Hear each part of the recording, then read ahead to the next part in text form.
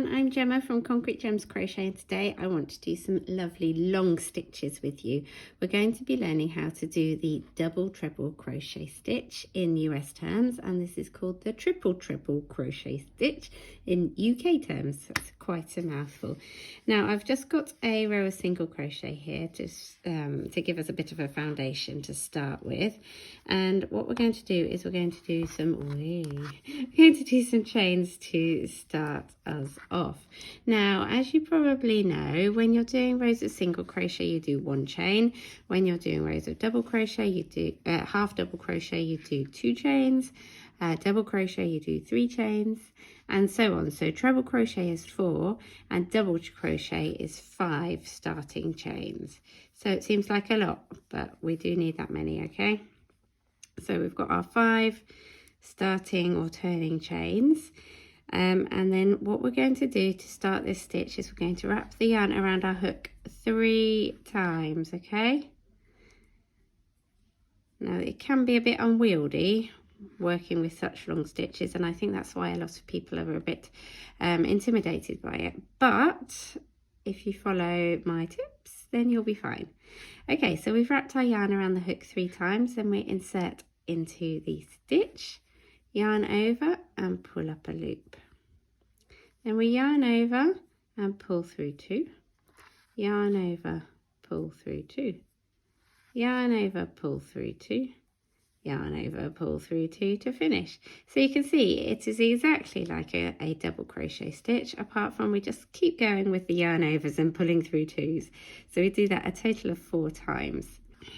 So I'll show you again. So we yarn over 3 times, insert into the stitch, yarn over and pull through.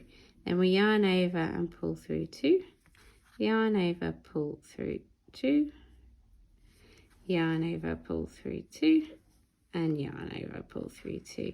Now you'll probably see that the yarn seems to be kind of unwinding itself as we're doing it, and that is one of the problems with doing these longer stitches, but the solution, you can either wind it a bit more before you start the stitch, or if you're doing lots of stitches, my advice really is to just let go of the yarn after each stitch and let it wind itself back up again, because it unwinds by us wrapping it round so many times and doing all of these yarn overs, pulling through 2s, okay? So look, you can see it separating out again like that. But if you just let it go, you see it twists back up and you can see it again straight away. And that really is the best solution.